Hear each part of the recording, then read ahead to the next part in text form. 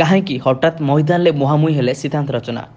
ପ୍ରଚାର ମଇଦାନରେ କ'ଣ ପାଇଁ ସାମ୍ନାସାମ୍ନି ହୋଇଛନ୍ତି? ଦର୍ଶକ ବନ୍ଧୁ, ଆପଣମାନେ ତ ସମସ୍ତେ ବେଶ ଭଲ ଭାବରେ ଜାଣିଛନ୍ତି ସିଦ୍ଧାନ୍ତ ଏବଂ ରଚନାଙ୍କ ଯୋଡ଼ି ଆଜି ବି ଦର୍ଶକମାନଙ୍କୁ ବେଶ ପସନ୍ଦ ଆସେ। ସମସ୍ତେ ଚାହାନ୍ତି କି ସିଦ୍ଧାନ୍ତ ଏବଂ ରଚନା ଏକାଠି ରୁହନ୍ତୁ, ଏକାଠି ଫିଲ୍ମ କରନ୍ତୁ। ସାରା ଓଡ଼ିଶାର ଦର୍ଶକ ଆସି ସିଦ୍ଧାନ୍ତ ଏବଂ ରଚନାକୁ ଗୋଟିଏ ଫିଲ୍ମରେ ଗୋଟିଏ ପରଦାରେ ଦେଖିବାକୁ ଚାହାନ୍ତି। ହେଲେ ଦୀର୍ଘ 20 ବର୍ଷ ହେବ ରଚନା ବାନାର୍ଜୀ ଓଡ଼ିଶା ଛାଡ଼ି ପଶ୍ଚିମବଙ୍ଗ ଚାଲି ଯାଇଛନ୍ତି। ବେଙ୍ଗଲ ୟୁନିଭର୍ସିଟିରେ କ୍ୟାରିୟର ଆରମ୍ଭ କରିଛନ୍ତି। ପୂର୍ବରୁ ଜାଣିଥିବେ କି 2004 ମସିହାରେ କୌଣସି ତିକ୍ତତା କାରଣରୁ ସିଦ୍ଧାନ୍ତ ମହାପାତ୍ର ଏବଂ ରଚନା ବାନାର୍ଜୀ ଅଲଗା ହୋଇଯାଇଥିଲେ ଏବଂ ତା ପରଠାରୁ କେବେ ବି ଦୁହେଁ ଏକାଠି ନଜର ଆସିନାହାନ୍ତି। କିନ୍ତୁ ବର୍ତ୍ତମାନ ସମୟରେ ଦେଖିବେ ରାଜନୈତିକ କ୍ୟାରିୟର ଉଭୟ ରଚନା ବାନାର୍ଜୀ ଏବଂ ସିଦ୍ଧାନ୍ତ ମହାପାତ୍ର ଆପଣେଇଛନ୍ତି। ରଚନା ବାନାର୍ଜୀଙ୍କୁ ମଧ୍ୟ ଅନେକ ସମୟରେ ରାଲିରେ ଦେଖୁଥିବେ, ପ୍ରଚାର ପ୍ରସାର କରୁଥିବା ଦେଖୁଥିବେ। ଏପଟେ ସିଦ୍ଧାନ୍ତ ମହାପାତ୍ର ଯିଏକି ବର୍ତ୍ତମାନ ସମୟରେ ବିଜେପିରୁ ଟିକେଟ୍ ପାଇ ଏମ୍ପି କ୍ୟାଣ୍ଡିଡେଟ୍ ଭାବରେ ଲଢ଼େଇ କରିବା ଆରମ୍ଭ କରିଛନ୍ତି।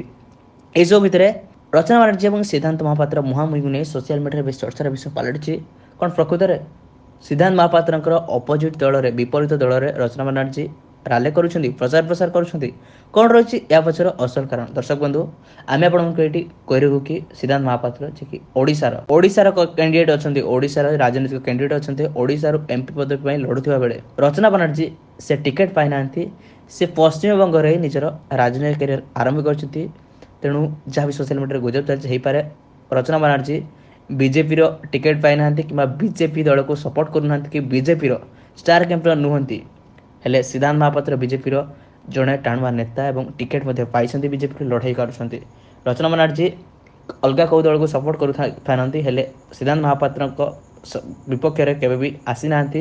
ରଚନା ବାନାର୍ଜୀ ପଶ୍ଚିମବଙ୍ଗରେ ନିଜ ରାଜନୈତିକ କ୍ୟାରିୟର ଚଳାଇଛନ୍ତି ଏବଂ ସିଦ୍ଧାନ୍ତ ମହାପାତ୍ର ଆମ ଓଡ଼ିଶାର। ତେଣୁ ସୋସିଆଲ ମିଡ଼ିଆରେ ଯାହା ବି ଚର୍ଚ୍ଚା ଚାଲିଛି, ଗୁଜବ ଚାଲିଛି, ତା ସମ୍ପୂର୍ଣ୍ଣ ଭାବରେ ଭିତ୍ତିହୀନ ଅଟେ।